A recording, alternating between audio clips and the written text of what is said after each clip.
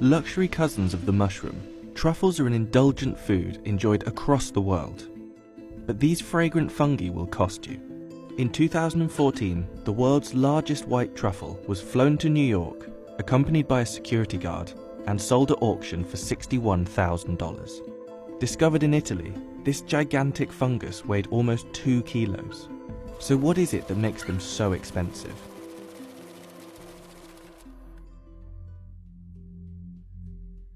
There are a lot of types of truffle. There are at least 40 species, many of which aren't edible, and new species have been discovered as recently as 2018. You've probably seen luxury truffle products in supermarkets or fancy restaurants, but the unique truffle flavour you recognise might not be real truffle at all. Cheap truffle oil often hasn't been anywhere near a real truffle.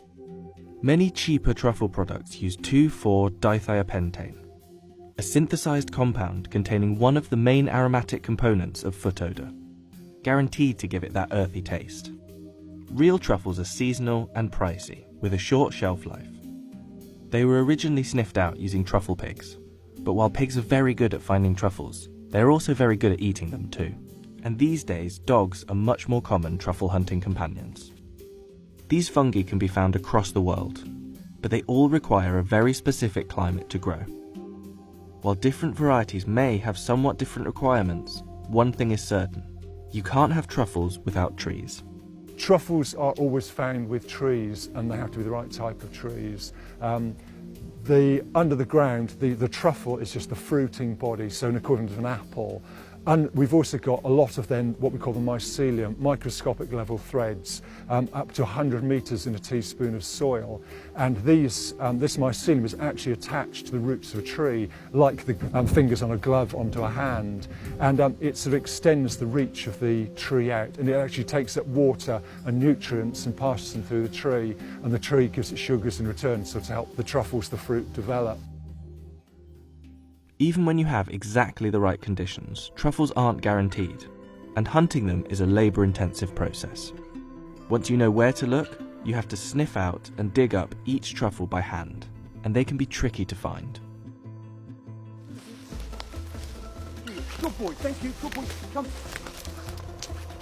So he's told us it's there, it's still in the ground, so do I want to take it out of the ground or not? It all depends on if it's ripe. If it's unripe, there's no point in having it. So the nose comes into play, and we actually sniff the ground for it.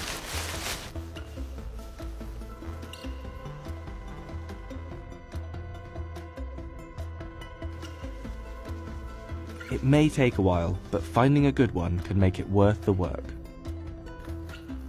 Yeah, that's a nice one. Yeah, that's probably about 70-80 grams. Truffles also have a short season, often appearing for only a few months of the year. And even when you do get your hands on them, they don't last for long. An unripe truffle, unlike a tomato, which you could cut from the vine and ripen on your windowsill, once a truffle is out of the ground, the clock is ticking, it's just sort of slowly going to degrade over time. So we want to get that to customers nice and fast. After just 5 days out of the ground, that pungent truffle smell will have halved. You can farm many truffle varieties, besides the rare Italian whites. And many people have been successful in setting up truffle orchards, but it's not easy. Trees need to be planted in the right soil conditions, inoculated with truffle fungus, and often irrigated constantly. It can take as long as 6 years before you get a good truffle harvest, and there's no guarantee that the fungi will grow at all. So after all that effort, what do they actually taste like? Oh. The smell just made me think it was going to be really strong. The flavour's actually quite subtle.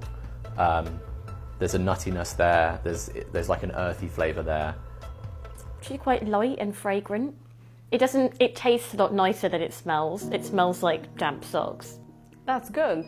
I mean, this is the first time I actually eat a truffle by itself. You know, it's a bit like mushroom, but it's more of a meaty bite. These days, farming has taken over as our primary source of truffles, and today 70% of the world's truffles are cultivated. Through the loss of woodland and climate change, the number of wild truffles has decreased significantly. Since the 19th century, production in France has fallen from over 1,000 tonnes a season to just 30 tonnes, and climate change could mean that truffles will disappear altogether in the future.